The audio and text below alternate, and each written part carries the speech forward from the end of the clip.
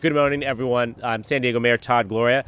I'm so proud to be here today in the South Bay with many of my colleagues that lead the beautiful communities that are here in the southern part of San Diego County. Happy to introduce Mayor of Chula Vista, Mary Casillas Salas, the Mayor of National City, Alejandro Sotelo Solis, and the council member representing this beautiful community of San Ysidro, as well as all of District 8, Councilmember Vivian Moreno. You see, we're also joined by leaders from the education, nonprofit, and labor communities. We are all gathered here this morning to show unified regional support for President Joe Biden's Build Back Better agenda, which includes the Infrastructure Investment and Jobs Act, as well as the Build Back Better Act.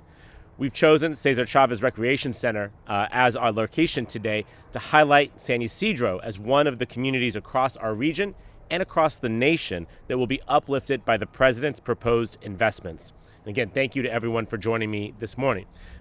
I recognize that when we scheduled this a few days ago, we were hopeful to encourage folks to come to some sort of consensus. This morning, as you all know, the White House has announced a framework on a $1.75 trillion package that undeniably will benefit San Diego County. And so today we're here to celebrate that announcement and encourage swift congressional action to make sure that the resources in that legislation find their way to communities like San Ysidro and neighborhoods all across San Diego County. Building Back Better has been the rallying cry for all of us as we've come out of the COVID-19 pandemic. We have to use this moment to create more equitable, sustainable, and resilient communities for all who call San Diego home. The Build Back Better agenda at its core is about creating jobs. It's about investing in families, and it's about lowering the costs for residents. You're going to hear from each of us this morning about how we see different components of this legislation that will help transform our San Diego region. That includes building new infrastructure, investing in our children's future, and making sure that our communities are more sustainable and resilient, not just now, but for generations to come. One of the pieces of this agenda that I've been focused on is the idea that housing is infrastructure. We all see our residents paying higher and higher rents out of their stagnated wages. And the dream of home ownership is slipping out of the hands of too many American families. And more people we see are struggling living on our streets. The Build Back Better proposed investments in housing and homelessness prevention will aid our efforts as a region to address the lack of supply, rising rents and home costs, and increasing homelessness in San Diego County. Here in the city of San Diego, more than 91,000 households are on the waiting list for a housing choice voucher, with an average wait time of more than 10 years. And that's why I've been pushing to make sure that this bill includes key investments in the Housing Choice Voucher Program, as well as project-based rental assistance and low-income housing tax credits. Today's announcement indicates those dollars are in there. The COVID-19 pandemic has made it clear that everyone has to have a safe place to call home. And that means that we have to be able to create housing and make sure there's money in the hands of the people who live in that housing. And that's what's also important about this legislation. We combine the important historic housing investments with investments in expanding child tax credits. We can make a real difference in the lives of families who are living paycheck to paycheck or trying hard to get back into the workforce. Before I wrap up, I want to just acknowledge that this is a team effort. Much in the way that this is a team effort this morning, it's also a team effort back in Washington, D.C. And I know that Mayor Sotelo Solis and I were in Washington recently, and we can speak personally to the fact that we are appreciative of the united front that our congressional delegation is presenting on this important piece of legislation. To Senators Dianne Feinstein and Alex Padilla, we say very clearly, thank you so much. To our Congress members, Scott Peters, Juan Vargas, Mike Levin, and Sarah Jacobs, thank you for fighting for our region. And with that, it's my pleasure to introduce my colleague, the leader of the second largest city in San Diego County, Mayor of Chula Vista, Mary Casillas Salas. Mary? Thank you. Thank you very much. Thank you very much, Mayor Todd Gloria, a very near and dear friend to mine, and a great mayor of the city of San Diego. Today, I want to talk to you about public transit. So this is the largest federal investment in public transit in history. It provides new investments with almost over $90 billion in guaranteed funding for public transit over the next 5 years. It will repair and upgrade aging infrastructure, modernize bus and rail fleets, and make stations accessible to all users. It will bring transit service to new communities with an additional $8 billion for capital investment grants. It will benefit communities of color since these households are twice as likely to take public transportation, and many of these communities lack sufficient public transit options. And let's talk about clean water. Currently, up to 10 million American households and over 400,000 school and child care centers lack safe drinking water.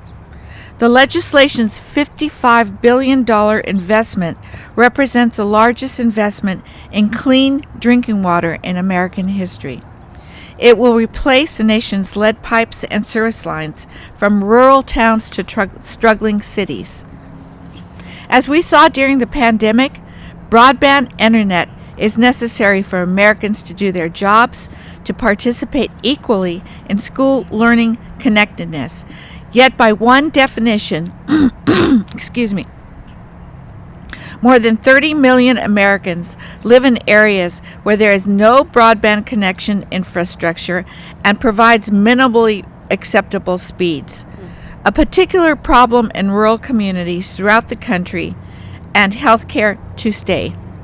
The legislation's $65 billion investment, which builds on the billions of dollars provided for broadband deployment in the American Rescue Plan, will help ensure that every American has access to reliable, high-speed internet with a historic investment in broadband infrastructure deployment, just as the federal government made historic efforts to provide electricity to every American nearly 100 years ago.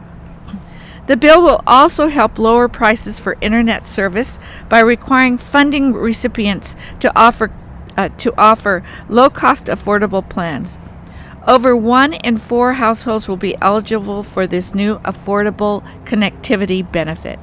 Thank you very much. I'm so excited that we're moving forward on this, and I urge all our Congress to vote for this plan. And with that, I will introduce my dear friend, Mayor Alejandra Sotelo Solis of National City.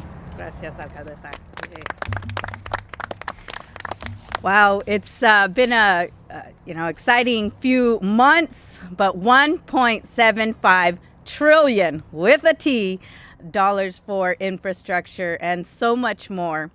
During the COVID-19 pandemic, we know that 3.5 million mothers of school-aged children left their jobs between March and April of 2020. The pillars of Build Back Better focus on lowering the cost of childcare across the United States.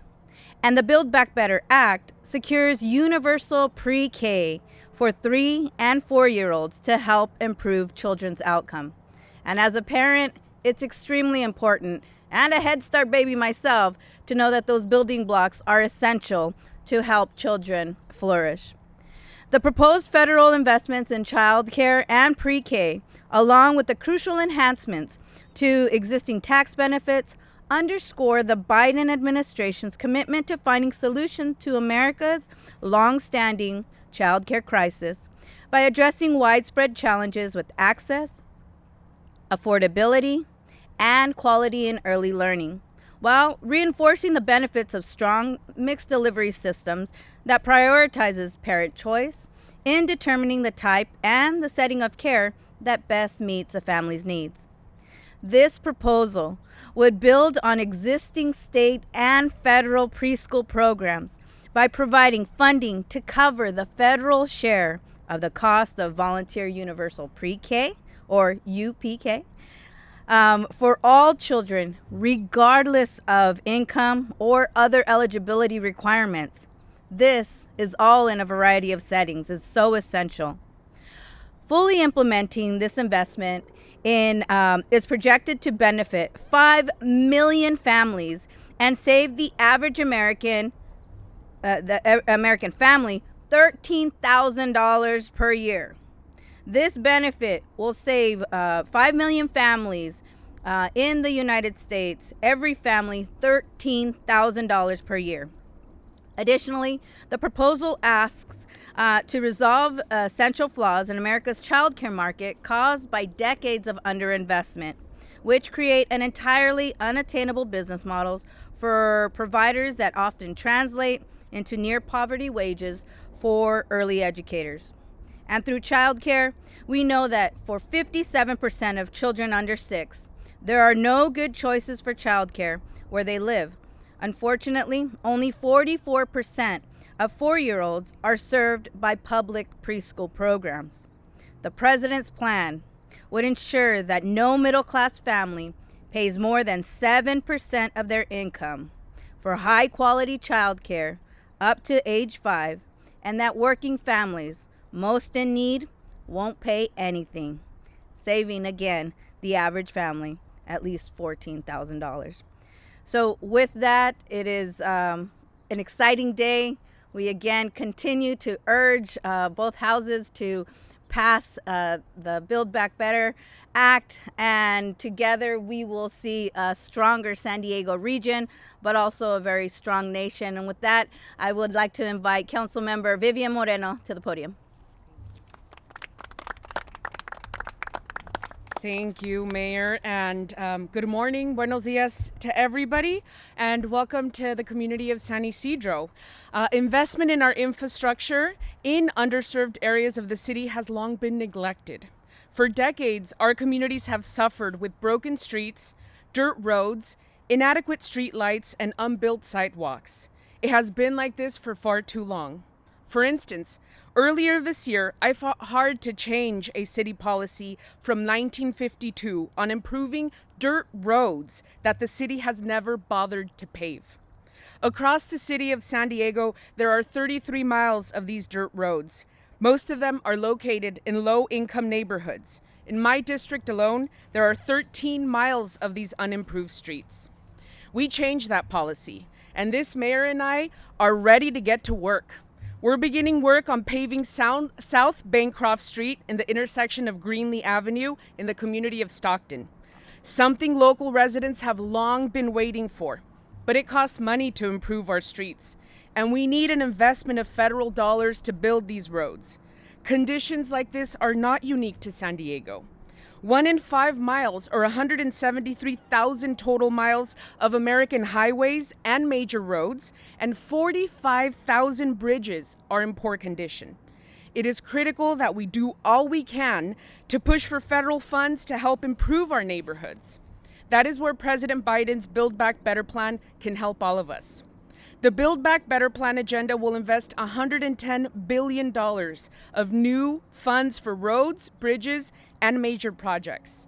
This investment will repair and rebuild our roads and bridges with the focus on climate change mitigation, resilience, equity, and safety for all of us, including cyclists and pedestrians.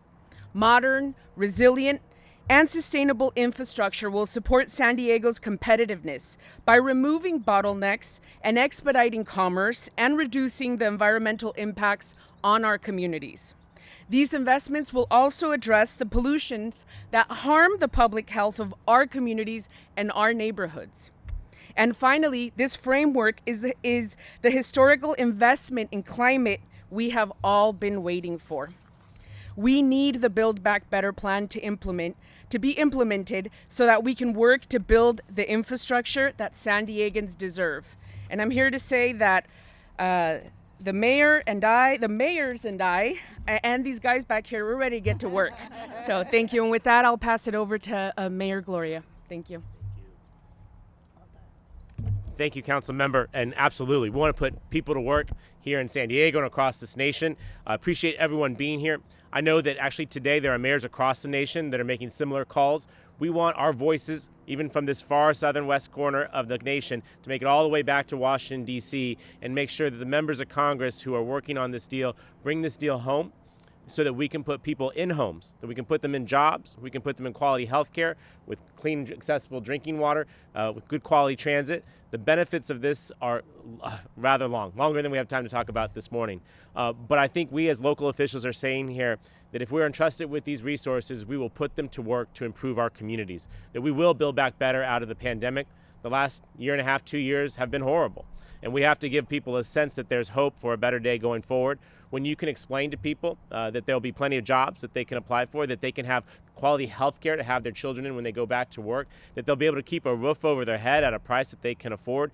These are all things that will help us get our economy back on track and help us put this pandemic behind us. So again, we lift up our voices to our friends in Washington to say, please pass the Build Back Better Act.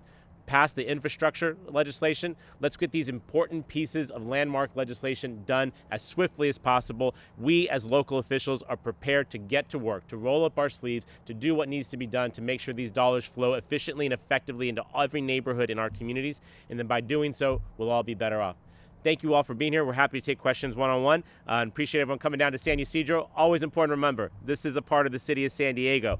And I'm proud to drag you all down here. It may have been a bit of a commute, but let's remember, this is a part of the city of San Diego as well. And this is a neighborhood that needs investment, as the council member mentioned. Thank you all for being here this morning. Sounds good. Yay. Take a group picture? Yes. Let's do it.